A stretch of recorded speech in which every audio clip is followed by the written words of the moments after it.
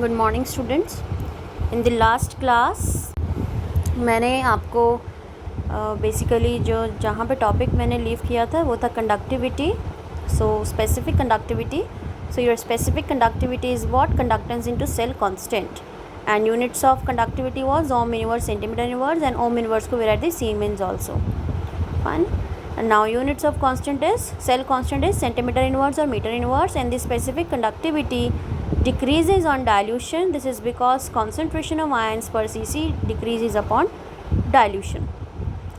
If we talk about the specific conductivity, अगर हम solution को dilute कर देंगे तो आपकी जो specific conductivity है वो decrease हो जाएगी, because specific conductivity depends upon number of ions per unit volume. So on dilution your number of ions per unit volume decreases. So if number of ions per unit volume decreases, then specific conductivity also decreases. Now we will study the molar conductivity. Molar conductivity specific conductivity के थोड़ा उल्टा चलती है. This is the conductivity of all the ions produced when 1 mole of an electrolyte is dissolved in VmL of solution is known as the molar conductivity.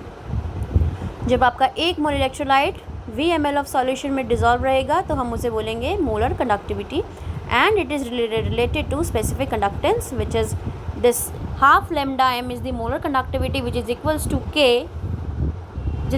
k into 1000 divide upon m, where m is equals to molarity. So आपने यहाँ specific conductivity को 1000 से multiply किया और m से क्या किया, divide किया. Fine. Now its units are ohm inverse, centimetre square per mole और siemens centimetre square per mole. Equivalent conductivity. Now molar conductivity में क्या था, आपने कापा को 1000 से मल्टीप्लाई किया, डिवाइड किया मोलारिटी से, that will give you the molar conductivity. Now the equivalent conductivity, the conducting power of all the ions produced when 1 gram of an electrolyte is dissolved in VmL of solution is called equivalent conductivity. Fine. जब आप 1 gram equivalent electrolyte को dissolve करेंगे VmL of solution में, तो जो भी conductance रहेगी उस सॉल्यूशन की वो कहलाएगी equivalent conductivity, and it is related to specific conductivity as the specific conductivity. When equivalent conductivity जब हम बात करेंगे तो यहाँ लेमडा m की जगह लेमडा EQ लगाएंगे हम यहाँ पे इस तरीके से. This is the molar that was the molar, this is the molar conductivity, this is the equivalent conductivity. Fine. molar conductivity में हाफ लेमडा के नीचे m लगेगा, equivalent conductivity में EQ लगेगा, और फार्मूला होगा कापा इंटू 1000 अपॉन में m. ये आपका किसका फॉर्मूला है, मोलर कंडक्टिविटी का. और अगर इक्विवेलेंट का लगाएंगे तो इक्विवेलेंट में m की जगह क्या होगा आपका n. This is the normality. Fine. So ये है आपकी इक्विवेलेंट कंडक्टिविटी और basically your molar conductivity. So इन दोनों पे फॉर्मूले बेस्ड क्वेश्चंस रहते हैं जो बहुत इंपॉर्टेंट हैं.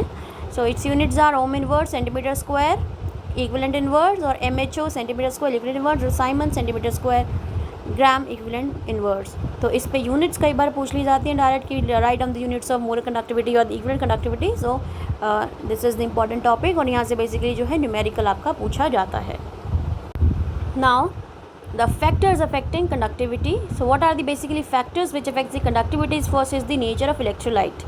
So strong electrolytes like potassium nitrate, KCl, NaOH etc. they are completely ionized in aqueous solution and have high values of conductivity, molar as well as equivalent. अब कह रहा है कि अगर इलेक्ट्रोलाइट बहुत स्ट्रॉन्ग है तो ऑब्वियसली बात है वो कम्प्लीटली आयनाइज होगा सॉल्यूशन में, और अगर वो कम्प्लीटली आयनाइज हो रहा है तो उनकी जो कंडक्टिविटी की वैल्यू होगी वो हाई होगी. And also the weak electrolytes are ionized to a lesser extent in the aqueous solution and have lower values of conductivity.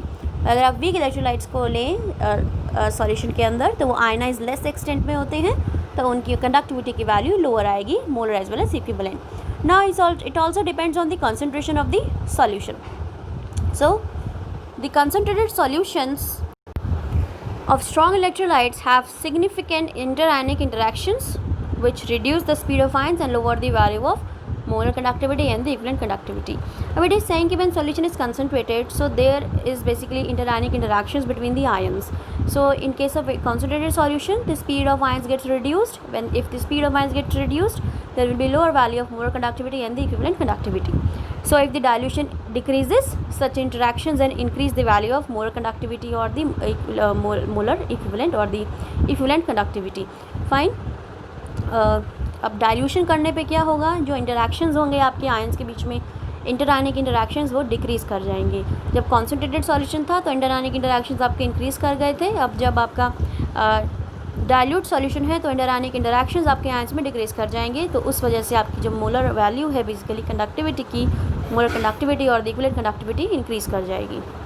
Here is the graph which is showing, ये important graph है जो आपको draw करने के लिए रहता है। ये जो ग्राफ है ये आपका weak, this is in the case of strong electrolyte and this graph in the case of weak electrolyte. Fine, and molar conductivity with respect to the concentration. As the concentration increases, the value of conductivity is what it is going the steep, fine, lower. So as the concentration increases, the conductance is again what it is doing, it is decreasing. यहाँ पे अगर आप zero पे बात करें, zero के अगर 60 वाली वैल्यू पे बात करें इस तरफ, तो यहाँ पे आपकी concentration बहुत कम है, means solution is basically dilute. तो here the value of conductivity what it is high in the case of weak as well as strong electrolyte. Fine, and if you take the zero on the graph, means when you consider your solution is very dilute or dilute at very much dilute, fine. So इस case पे जो भी आपकी value रहेगी conductance की, that will be the limiting conductance और the lambda m nought. Fine, this is the limiting conductance और the lambda m nought. This is the case of strong electrolyte and the weak electrolyte. But the thing is, आप strong electrolyte की conductivity तो निकाल सकते हैं by extra plotting the graph. अगर आप इस ग्राफ को पीछे की तरफ प्लॉट कर दें तो you can calculate the delta m nought, but in the case of weak electrolyte it is not possible to extra plot the graph. सो उस केस में हम दूसरा एक लॉ यूज़ करते हैं, दैट इज़ द कोलार्श लॉ, जिसको यूज़ करके आप वीक इलेक्ट्रोलाइट की भी कंडक्टिविटी निकाल सकते हैं। सो यहाँ पे बेसिकली हमने ये पढ़ा कि जितना डाइल्यूट, ज़्यादा डाइल्यूट सॉल्यूशन होगा, चाहे वो वीक इलेक्ट्रोलाइट के लिए हो, चाहे वो आपका स्ट्रॉन्ग इलेक्ट्रोलाइट के लिए हो, जो मोलर कंडक्टिविटी है या इक्विवेलेंट कंडक्टिविटी है वो क्या करेगी, आपकी इंक्रीज़ करेगी with the dilution. So the limiting value और the limiting molar conductivity which is delta m, which is lambda m nought और लैम्डा एम इन्फिनिटी, इसको हम लैम्डा एम इन्फिनिटी से भी डिनोट करते हैं, which is the molar concentration at zero concentration, sorry, molar conductivity at zero concentration. So lambda m naught क्या है, it is the molar conductivity at the zero concentration or at infinite dilution can be obtained extra plotting the graph. In case of weak electrolyte, the degree of ionization increases, dilution which increase the value of lambda m and the lambda equivalent. weak electrolyte के case में क्यों आपकी dilution पे basically क्यों conductivity increase हो रही है, because जब डाइल्यूशन इंक्रीज़ हो जाता है तो डिग्री ऑफ आयनाइजेशन क्या हो जाएगा, इंक्रीज़ हो जाएगी। So on dilution basically degree of ionization increases और आयनाइज जो आयन्स है आपके वो ज़्यादा बनने लग जाएंगे, which increases the value of molar conductivity और the equivalent conductivity. So the limiting value of delta m nought can not be obtain by extra plotting the graph. अभी मैंने बताया कि वीक के केस में हम एक्स्ट्रा प्लॉट नहीं कर सकते, so it is not possible to calculate the value of lambda m naught for weak electrolyte, so it is obtained by the Colarche law. Now third effect is of the temperature. The increase of temperature decreases interionic interactions and increases the kinetic energy and their speed. So molar conductivity and the basically equivalent conductivity increase with temperature. So basically क्या हो रहा है, dilution पे आपके ions दूर दूर separate out हो रहे हैं। जब डाइल्यूशन हो रहा है बेसिकली तो हो रहा क्या है कि आपके जो आयंस प्रेजेंट है सॉल्यूशन में वो बहुत दूर प्रेजेंट है। दूर होने की वजह से उनके बीच में इंटरआयनिक इंटरेक्शंस जो है बिल्कुल ख़त्म है। अब जब उनमें इंटरआयनिक इंटरेक्शंस ख़त्म है तो जब आप टेम्परेचर इंक्रीज़ करेंगे तो उन मॉलिक्यूल्स की, उन आयंस की बेसिकली काइनेटिक एनर्जी बढ़ जाएगी और स्पीड बढ़ जाएगी। सो काइनेटिक एनर्जी और स्पीड बढ़ने की वजह से आपकी जो मोलर कंडक्टिविटी है या इक्विवेलेंट कंडक्टिविटी है वो क्या कर जाएगी, इंक्रीज़ कर जाएगी। Now next topic is the Colarche law. So now what Colarche law say, basically at infinite dilution the molar conductivity of an electrolyte is the sum of ionic conductivities of the cation and the anion. Infinite dilution पे जो किसी electrolyte की conductivity होगी वो उसके cation और anion की conductivity का सम होगी। फाइन, ये सिर्फ वीक इलेक्ट्रोलाइट के लिए है। इनफाइनाइट डाइल्यूशन पे मोलर कंडक्टिविटी किसी भी इलेक्ट्रोलाइट की of an weak electrolyte basically it is the sum of the ionic conductivities of the cation as well as anion. For example, AXBY is considered here. So here AXBY is equals to what is the molar conductivity, A, basically this A is the A positive and this B is the negative. So X A neg positive plus Y A B negative. So आप यहाँ पे क्या कर रहे हैं, दोनों की अलग अलग जो मोलर कंडक्टिविटीज़ है उनको ऐड कर रहे हैं। Means you are adding the molar conductivity of cation as well as anion. इन दोनों का सम जो होगा वो पूरे इलेक्ट्रोलाइट की कंडक्टिविटी का सम होगा, but at the infinite dilution. So here lambda equivalent is equals to lambda A positive plus lambda B negative. So it is at the infinite dilution किसी भी इलेक्ट्रोलाइट की कंडक्टिविटी उसके कैटायन और anion की conductivity का sum होगी, but this is in the case of weak electrolyte. So application क्या है इसका, determination of equivalent molar conductivities of weak electrolyte at infinite dilution. हम यहाँ पे किसी भी वीक इलेक्ट्रोलाइट की मोलर कंडक्टिविटी निकाल सकते हैं infinite dilution. For example, suppose for an acidic acid it is given, for an acidic acid molar conductivity at infinite dilution is equals to the molar conductivity of sodium acetate plus molar conductivity of HCl minus molar conductivity of NaCl। तो यहाँ पे हमने क्या किया, basically हमने week electrolyte की conductivity निकाली by using the values of strong electrolytes. Fine, for example कैसे, सपोज यहाँ पे CH3CONa है, तो अब इसको फर्दर स्प्लिट करके लिख सकते हैं CH3COO negative plus lambda Na positive. Fine, आपने इसको इस तरीके से खोला। अभी दोनों की वैल्यूज़ आप कैलकुलेट कर सकते हैं किस तरीके से, स्ट्रॉन्ग इलेक्ट्रोलाइट के केस में you can extrapolate the graph, but in case of weak electrolyte it is not possible, that is why we are using the Collard's law. Now in case of HCl, again you can open this lambda H positive plus lambda Cl negative. In case of minus NaCl you can apply minus Na positive minus Cl negative. अब आप देखिए lambda Cl से Cl cancel, Na से Na cancel, क्या बचा H positive and CH3O negative, combine करके क्या देंगे CH3COOH।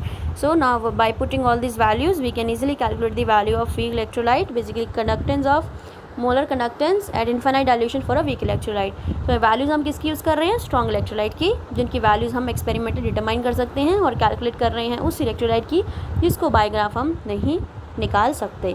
सिमिलरली सोडियम हाइड्रोक्साइड के केस में अगर हम देखें, again it is written here, आप यहाँ अमोनियम क्लोराइड का सॉल्ट ले रहे हैं जो कम्प्लीटली आयनाइज्ड है, उसकी कंडक्टिविटी प्लस NaO है जो कि स्ट्रॉन्ग बेस है, कम्प्लीटली आयनाइज्ड है, माइनस सॉल्ट NaCl। तो जब आप इन दोनों के तीनों के आयन्स को खोलेंगे तो एंड में आपके पास दो ही बचेंगे आयन्स, एक तो बचेगा NH4 positive plus OH negative.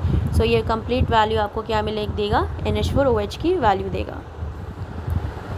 So next is the determination of degree of dissociation of an electrolyte at a given dilution। हम यहाँ पे क्या कर सकते हैं, मोलर कंडक्टिविटी को यूज़ करके या लिमिटिंग मोलर कंडक्टिविटी को यूज़ करके हम किसी भी इलेक्ट्रोलाइट की अल्फा वैल्यू या डिग्री ऑफ डिसोसिएशन को डिटरमाइन कर सकते हैं। जो degree of dissociation is alpha, basically कि वो कितना डिसोसिएट हो रहा है एक गिवन पर्टिकुलर कॉन्सेंट्रेशन पे या गिवन डाइल्यूशन पे, जितना भी वो डिसोसिएट होगा उसे हम बोलते हैं डिग्री ऑफ डिसोसिएशन। कैसे निकलेगी, अगर आप किसी भी सॉल्यूशन की मोलर कंडक्टिविटी को जिस भी कॉन्सेंट्रेशन पे कंसिडर करेंगे या जिस कॉन्सेंट्रेशन पे आपको उस सॉल्यूशन की डिग्री ऑफ डिसोसिएशन निकालनी है, मतलब जिस भी कॉन्सेंट्रेशन पे आपको उस इलेक्ट्रोलाइट का डिग्री ऑफ डिसोसिएशन निकालना है, उस कॉन्सेंट्रेशन पे जो मोलर कंडक्टिविटी आई है उसको हम डिवाइड कर देंगे molar conductivity for that particular electrolyte at infinite dilution. Fine, तो जिस भी पर्टिकुलर इलेक्ट्रोलाइट के लिए आपको डिग्री ऑफ डिसोसिएशन निकालना है एट दैट कॉन्सेंट्रेशन, सो आप उसी कॉन्सेंट्रेशन पे उसकी मोलर कंडक्टिविटी को डिवाइड करेंगे उसी इलेक्ट्रोलाइट की कंडक्टिविटी से जो कि इनफाइनाइट डाइल्यूशन पे ली गई है। तो इनको डिवाइड करने पे आपके पास क्या आ जाएगा, degree of dissociation. So does dissociation constant K of the weak electrolyte at concentration C of the solution can be calculated by formula this। so इस फॉर्मूले से हम किसी का डिसोसिएशन कांस्टेंट निकाल सकते हैं वीक इलेक्ट्रोलाइट का। ये हम इक्विलिब्रियम चैप्टर में पढ़ चुके हैं 11th क्लास में, where alpha is the degree of dissociation and C is the concentration and K is the dissociation constant which is C alpha square upon 1 minus alpha।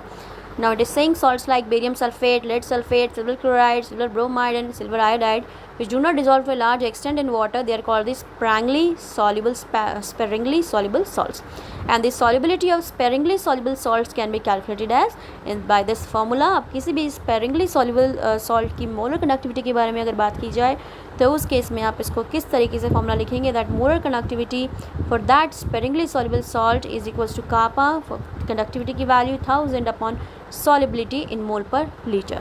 Fine, and you can also calculate the solubility by multiplying the terms kappa into 1000 upon delta m naught। This is the limiting molar conductivity for that salt which is sparingly soluble।